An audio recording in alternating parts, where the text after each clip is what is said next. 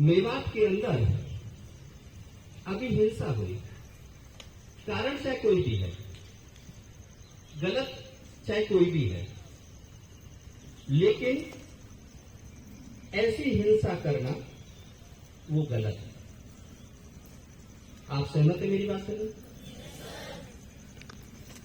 सरकार की प्रॉपर्टी को तोड़ना, सरकारी बसों को जलाना, सरकारी थाने में आग लगाना, सरकारी अधिकारियों को मारना,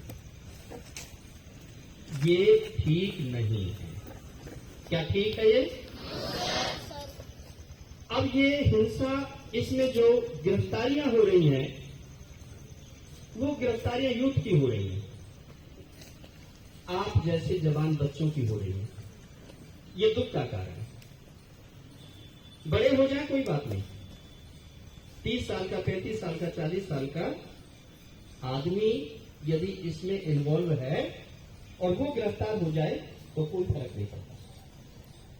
लेकिन तुम जैसे बच्चे जो अभी 12वीं में पढ़ रहे हैं, 11वीं में पढ़ रहे हैं, 9वीं 10वीं में पढ़ रहे हैं, यदि वो गिरफ्तार होता है तो उस पर रेड मार्क लग जाता है, उसको कहीं पर भी नौकरी नहीं मिल सकती पूरे जीवन में, उसका रिकॉर्ड खराब हो जाता है, देशद्रोह का मुकदमा दर्ज हो जाता है, वो कोई लाइसेंस नहीं बनवा सकता, वो कोई सरकार का फायदा नहीं ले सकता। वो क्यों जाते हैं बच्चे? क्योंकि उनको पता नहीं होता। अबोध बालक होते हैं विद्यार्थी जो है, जब तक गुरुजी नहीं पढ़ाएंगे किसी चीज को तो विद्यार्थियों को नहीं पता चलेगा। जब वो पढ़ा देंगे तो शायद मुझे नहीं लगता कि वो बच्चा गलती करेगा। वो मासूम बच्चे हैं जिनसे पत्थर फेंकवाए गए हैं, वो मासूम बच्चे हैं जिनसे गाड़ियां तोड़वाई गई हैं, जिनसे आग लगवाई गई है। तो प्यारे विद्यार्थियों, आपकी यात्रा भी बहुत आगे है, आपने बहुत बड़ा इंसान बनना है, आपने लेक्चरर, प्रोफेसर, डॉक्टर, इंजीनियर बनना है, आपने वैज्ञानिक बनना है, आपने देश की बागडोर संभालनी है, एक अच्छा नेता बनना है, विकास के काम करने हैं, अच्छे स्कूल खुलवाने हैं, अच्छे अध्यापक देने हैं, अच्छा करिकुलम लेकर के आना है पढ़ाने के लिए। तभी तो देश मजबूत होगा हमारा, या ऐसे मजबूत हो जाएगा? हिंसा नहीं करनी। महात्मा गांधी जी का एक कोट था, सत्य और अहिंसा। अंग्रेजों की हुकूमत जब थी, ब्रिटिश सरकार की जब हुकूमत थी, जब वो सब कुछ हमसे लगान के रूप में ले जाते थे, और जब भी भारतवासी उनसे कोई निवेदन करते थे तो ऐसे पेड़ों पर फांसी का फंदा लटका के मार देते थे। निवेदन करने पर, निवेदन भी स्वीकार नहीं था उनको, और जो कोई हिंसा करता था उसको गोली से मार देते, शूट आउट कर देते थे। अभी आपको अपने पूर्वजों का इतिहास नहीं पता। आप इस आजादी में सांस ले रहे हो, लेकिन आपको पता नहीं कि आजादी मिली कैसे है, किसने दिलवाई थी। सत्य अहिंसा की बागडोर महात्मा गांधी जी ने संभाली, अनेकों बार जेल गए, अनेकों बार आंदोलन किए। सुभाष चंद्र बोस ने फौज तैयार की, चंद्रशेखर आजाद, शहीद आजम भगत सिंह, ये ऐसे लोग थे जिनके अंदर क्रांति थी कि हम जिस देश में रहते हैं उससे हम प्यार करते हैं और यहां विदेशियों का हम बहिष्कार करेंगे। तो प्यारे बच्चों, ये तो है देशभक्ति। ये देशभक्ति नहीं है।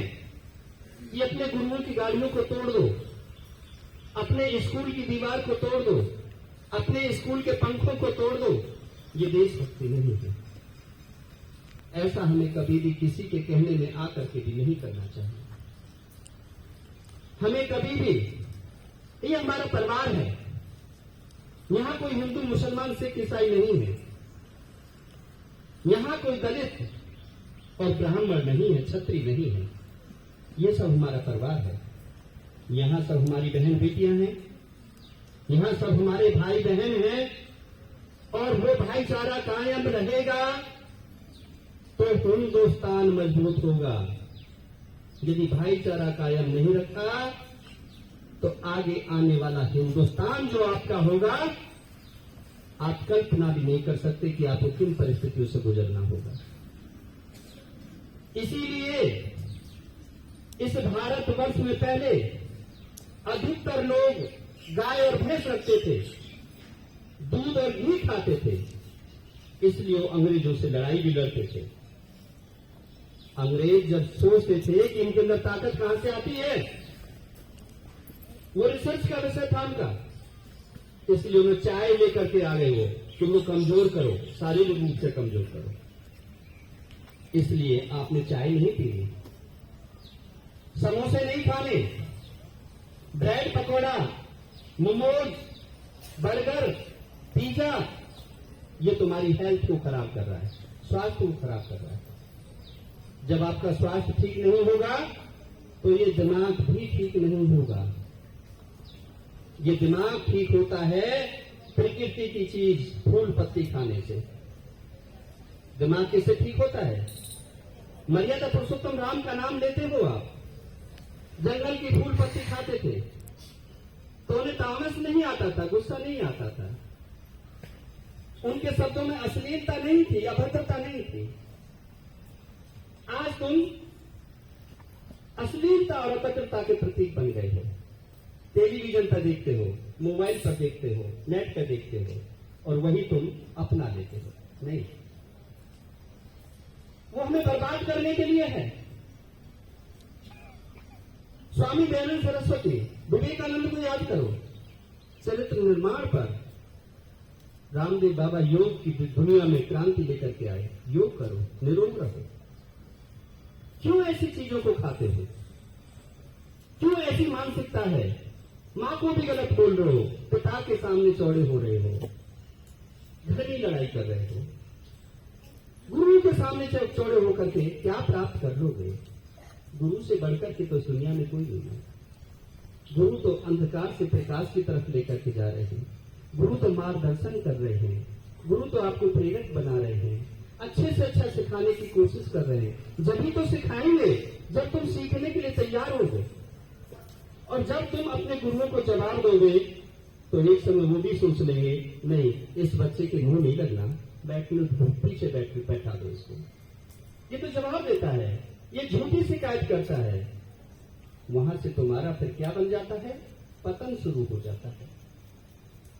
तुम उग्रवाद की दुनिया में चले जाते हो। क्यों? एक नियम जब भी आपके पास आते हैं जब आपकी संगति गलत होती है। जब गलत लोगों के बीच में बैठते हो तभी गलत विचार आते हैं। सही लोगों के बीच में बैठोगे तो विचार सही आएंगे। दोबारा से यहां से